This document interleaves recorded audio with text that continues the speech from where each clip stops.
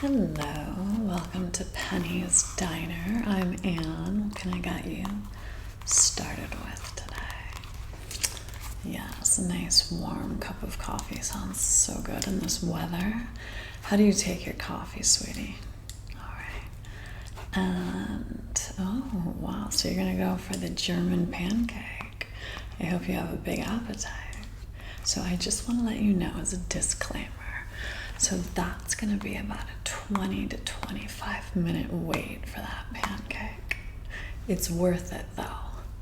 So what they do is they first, in a skillet, they'd get all these apples and they slice them and they saute them in this like buttery brown sugar cinnamon mixture.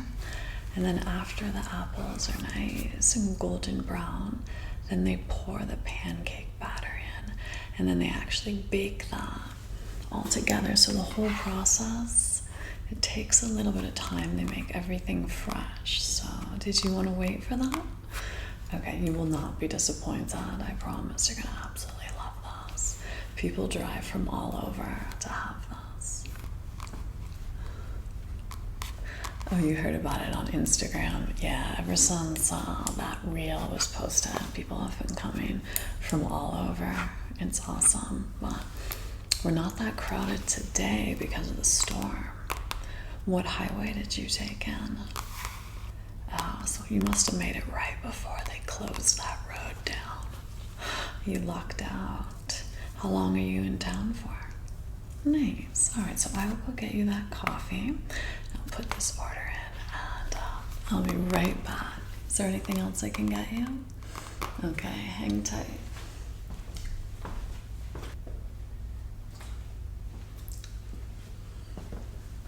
Here you are. Set this down right here. I don't know if you saw this on the Instagram reel, but the chef actually like roasts his own beans. Quite delicious. Oh yeah, no, I know exactly where that is.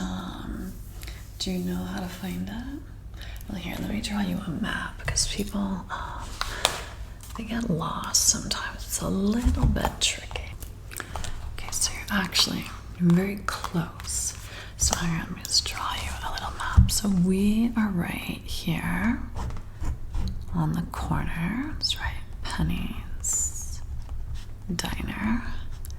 And then there's this street that goes right behind the diner. So if you go out that door, go out that door there, and then that little back alleyway, it's gonna lead to this road, and you're gonna make an immediate right at the 76 station. That's right, that. And then once you do that, you're just gonna follow that road all the way until it ends, and then you'll see the entrance to the trail. Okay, so when the trail starts, there's gonna be two options. You're gonna wanna take the path that goes sort of along the creek. Okay, so you're gonna follow the creek for, I would say, probably about 2 miles. Then, after about 2 miles, you're gonna see this place. It's like a burned down house. Yeah, there's like a plaque there. You can read about it. Apparently it was some really famous sort of like, I don't know, some architect had built it. And there's like photos of what it looked like before it burned down. So when you get to the house, you're very close.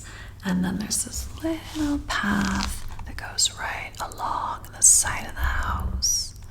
And then it has like, you're gonna go right past like where the fireplace used to be. We draw a little fireplace, okay? So you go past the fireplace and you stay along the creek, and then that'll lead you directly to the waterfall. Do not go today, though. Today is gonna be very, very treacherous out there. But tomorrow, when the sun comes out, the waterfall is going to be so incredible after all this rain. Here, you can keep that. That's for you. So where are you staying? Oh, nice. So you probably have a fireplace in your room. That's awesome. That is so cozy. I love that. So you're just gonna like stay in today and just like rent a movie and have a nice little fire going and listening to the sounds of the rain. That sounds perfect. You're probably not going to need to eat again for quite a while because this pancake, it's very dense. I don't know if you've ever had like a German apple pancake before. It's very, very filling. But if you do get hungry for dinner, right across the street from your hotel, there's this little place that I absolutely love. Here, let me write this down on the back. So it's right across the street from your hotel. It's called the Rivers Inn. Alright. And do you like pasta or are you more like a steak person? Okay, so then you have to order this. This is not on the menu, but tell the chef that I told you about it and that you're a friend of mine, and he will make this for you. You're gonna absolutely love that. It's incredible. Not as good as this pancake, but very, very close. Second place. What do you think of the coffee? It is a bit strong. Here, I brought you an extra sweetener just in case. Here, now I can do it. I'll pour it in there for you. Do you want the whole thing? All right, here you go. Just pour that right in there. Yeah, it is. It's a strong brew. So are you traveling here all by yourself or? Oh, nice. That's awesome. I've always wanted to take like a solo road trip myself, but I don't know. Sometimes I feel like as a woman, maybe it wouldn't be as safe, but it's definitely something that's always been like on my bucket list. So is this your final destination, or are you gonna head further up the coast? Oh, okay. Oh, what a fun trip. Yeah, I've always wanted to drive all the way up to like Oregon and whatnot from here. That'll be so beautiful. Yeah, no, especially this time of year. Like that drive, and then get to see like some of the leaves changing colors. It's definitely one of my absolute favorite months. No, I didn't do that much for Halloween this season. I love Halloween, but there was a lot going on, so I didn't get to dress up this year. What about you? Did you do anything fun? Oh, I bet that was amazing. Do you have any pictures of it? I'm sorry, I just realized I'm like chatting your ear off. Do you mind if I sit here and keep you company? Since the place is completely dead because of the storm, you can tell me to go away at any moment. I'm just gonna fold some napkins here.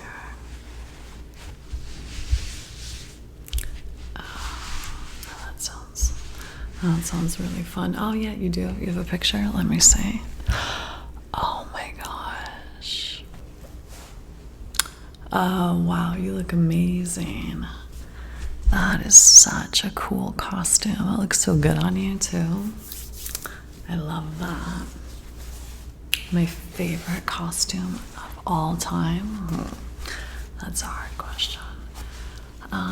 I've had a lot of nice costumes over the years, but I think my absolute favorite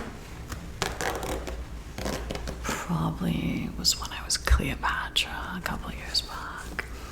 It was a really elaborate costume. I had like these gold bracelets that like went around like my arm and like coiled around it. It was like a little snake, and I had a really cool headpiece and like the black wig and like this really beautiful like ornate necklace that I found at this vintage shop that just looked so like legitimately Egyptian, and yeah, no, it really worked out well. I don't have my phone on me, it's in my locker, but I could text it to you.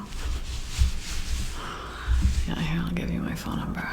I'll text you this photo.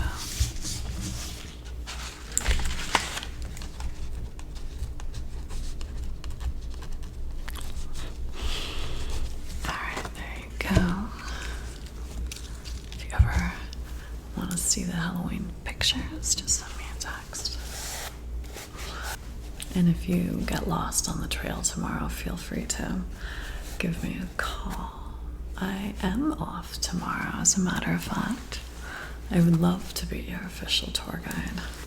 I haven't been up there for a bit, and yeah, after the rain is the absolute perfect time to go there. Yeah, no, it should be really intense right now. Did you bring some good, like, rock climbing shoes?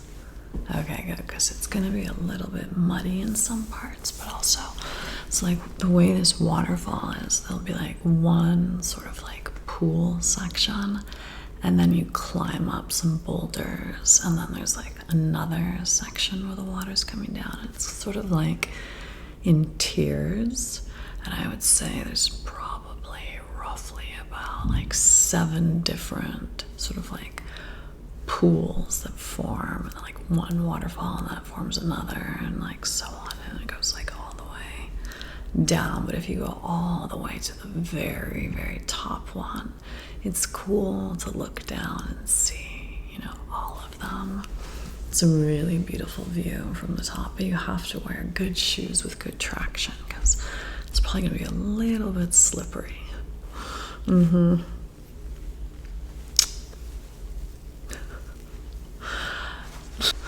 You know, the good thing about going there this time of year is there's not going to be any rattlesnakes, because in the summer, man, watch out. It is crazy. I will never go there in the summer again. A couple summers ago, I was there with my friend and their dog, and when we first pulled up, there was an ambulance in the parking lot because someone had been bitten by a rattlesnake, and they gave us the warning. They're like, oh, watch out, there's a lot of rattlesnakes on the trail today. Like 5 minutes into the hike, it was stupid of me, but there was like a log in the middle of the trail, and I started to climb up onto the log, and as I got onto the log, I see the biggest rattlesnake coiled up like right on the other side of that log. So I'm standing on the top of it, and I was able to like jump up and backwards like with pretty good height as this thing was like jumping towards me, you know, mouth open. It was so terrifying. I had so many nightmares after that.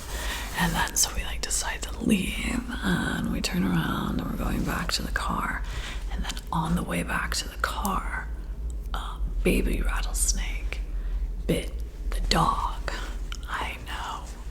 It ended up being fine. We were able to get it to the vet really, really quickly, and they gave it an anti-venom shot.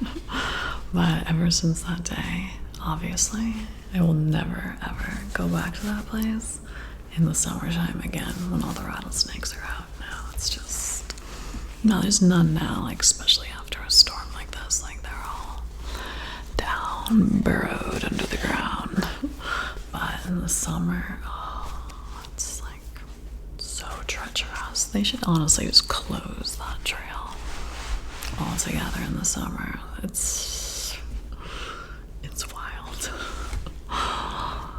Do you want me to go check on that pancake?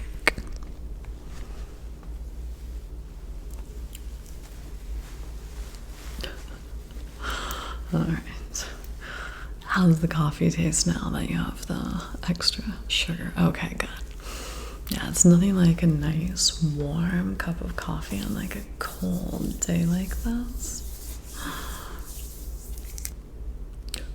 You're right. I should go get a cup of coffee myself. It is a very, very good idea. I'll be right back, and I'll check on the pancake. Here, I brought you another cup as well, in case you wanted a little bit more. And I came with 3 sugars this time, just in case. Leave those with you. Set those down right there. Oh, that was a very good idea. Cheers.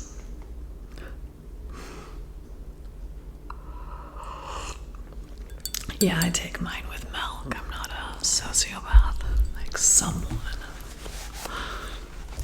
I can't even imagine drinking it like that. It just sounds horrendous. Sorry, no disrespect, but no, thank you. I checked on the pancake. They said about 10 more minutes. It's almost ready. It smells amazing. Can you smell it from here? Yeah, it's so delicious. You're gonna absolutely love it. What did I do this weekend? What did I do? I didn't do that much. I have a new puppy, so I've been kind of just, spending a lot of time at home with her. She's not fully vaccinated yet. She gets her final shot tomorrow evening, so after the hike, I'm going to be taking her to get that final shot. And yeah, I just watched some TV. I started an amazing new show, though. I'm sure, have you ever seen Breaking Bad? Yeah, it's a great show. One of the best shows of all time. That and Better Call Saul. So this new show is from the creator of Breaking Bad and Better Call Saul. And it's called Pluribus. Not positive I'm pronouncing that correctly, but I only watched the first episode last night. It's very different, genre. It's kind of sci-fi. I really loved the first episode a lot. I love sci-fi personally, so I was very excited for this. Do I believe in alien life? Oh yeah, definitely. I was just watching on Halloween night, actually. I was just kind of flipping around channels while the Dodger game was on. It was a commercial. And I caught a few minutes of Bill Maher had this guest on. I didn't, watch the political debate part. I hate politics, but his first guest that he had out was this guy that had just made a documentary about, I can't remember his name, but if you Google it, he was the guest that he had. It was Halloween night, so October 31st, and he's just come out with a really interesting documentary that I really want to check out. I can't remember what streaming service it was on. I know I'm absolutely useless here, but it did look like a really interesting documentary because it had a lot of very credible people being interviewed in this documentary on that topic. Yeah, no, I will figure out the name of it and I will tell you tomorrow. But no, I definitely think that there is something out there for sure. Have you ever had any sort of interesting experience with any of that? Seen something in the sky? Yeah, no, I haven't either, but I've had sort of some supernatural experiences, but I haven't ever had an experience with an alien. The supernatural one was, I don't know, you're probably gonna think I sound totally crazy after this story, but this was quite a while ago. I was probably about, I don't know, around 20 years old, and I was on a hike. It was daytime, I was with my boyfriend at the time, and we were hiking over this area called Stunt Road. And I don't know, it was probably like 2 or 3 in the afternoon, you know, like broad daylight. And I noticed that there was this woman in the middle of the path. There's no trees around, there's nothing. You know, it's just open land at this part that we're at, and, you know, a trail in front of us. And I see a woman, you know, as clear as day. I can see the color of her hair, I can see what she's wearing. And she's standing there ahead of us. And she's just sort of like looking at us.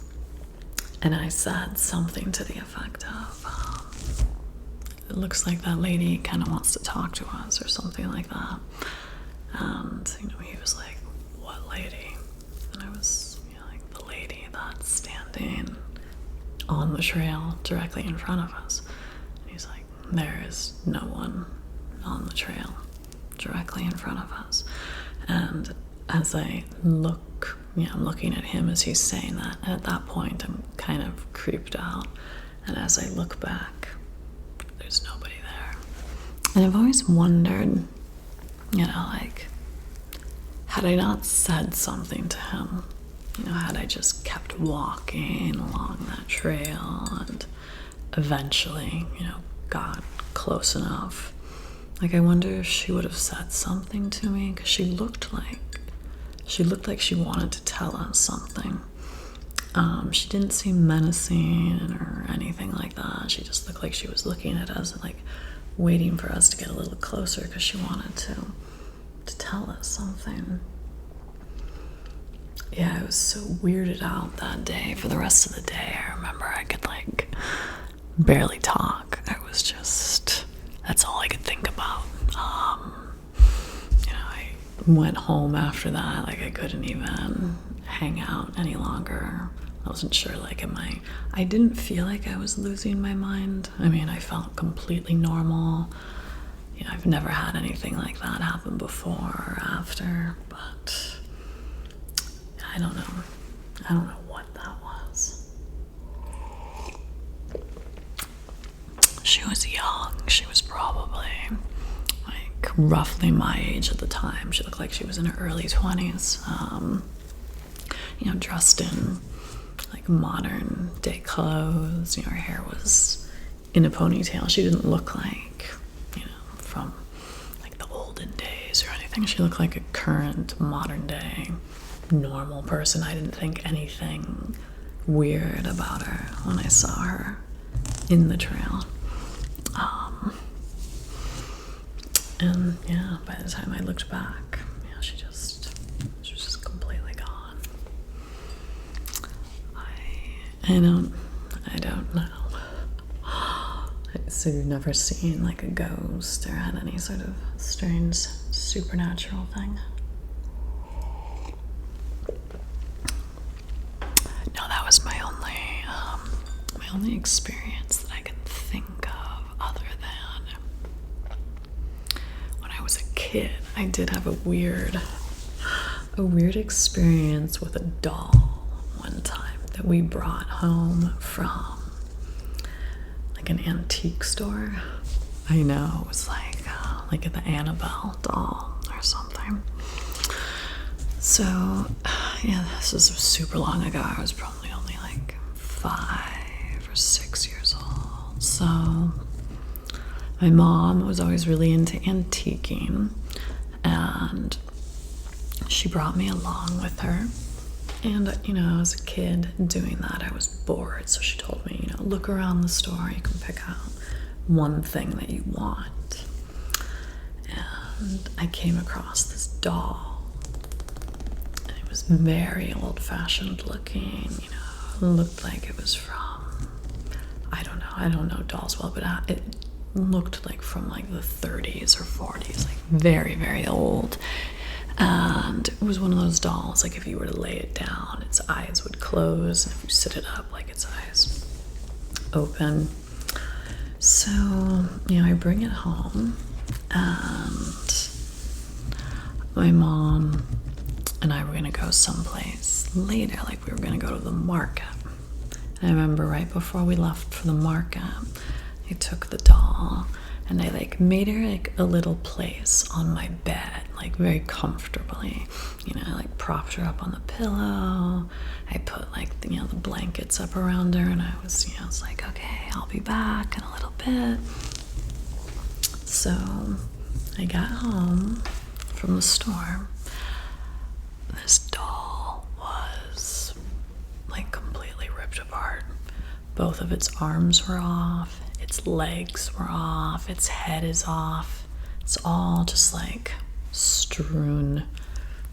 Is that the right word? It's scattered all about the bed like it exploded. My mom tried to say like, oh, there was probably like old rubber bands like or something holding that doll together, and you playing with it caused them to like break apart or something. She was trying to come up with some logical explanation, and she's like, oh, I'll put it back together for you. In my head I was thinking like, I want nothing to do with this toy, but I didn't want to tell her that because like it had cost money, and I was she was a single mom. I was aware she'd bought me this gift, so I didn't want to say like, I don't ever want to see this again. So I allowed her to fix it, and I like pretended to be appreciative of it. And then later I snuck out of the house with the doll, and I didn't just throw it in our trash can, I threw it into the neighbor's trash can, and then I put like a bunch of stuff on top of it. And yeah, I did not want that thing in the house. I just got very bad vibes from it. But those are like the only two like weird, supernatural, like unexplained stories that I have. To this day, I don't really know like what happened there. I don't know. I don't think that it was just like whatever, like the rubber bands, like my mom's theory, because like, say her theory was true, and say there were some sort of like rubber bands inside the doll that were holding everything together. Like, I don't know, it just seems like if they were to like disintegrate or break, like the pieces would have just sort of like, I don't know, fallen close by to her, but they were like all over the bed, like far apart. Like it looked like someone had just like violently ripped it apart.